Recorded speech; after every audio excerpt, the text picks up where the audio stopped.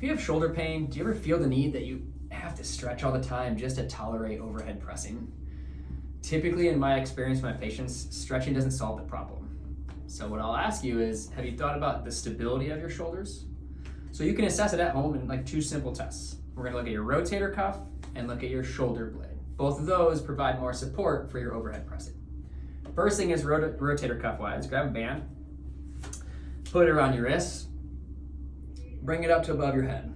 Can you hold this position for 10 seconds without your injured arm pulling in?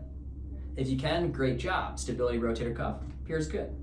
If it's not, you're not gonna stretch yourself out of pain. You need to load your rotator cuff. Number 2, you can look at your shoulder blades, okay? The first thing we're gonna look at as a therapist is, how do your lower traps work?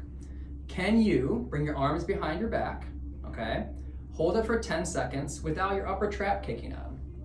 Typically, we'd see a correlation of arms overhead and the overhead press. If your upper traps are doing more work than your lower traps, you're more likely to cause a little pain in that arm.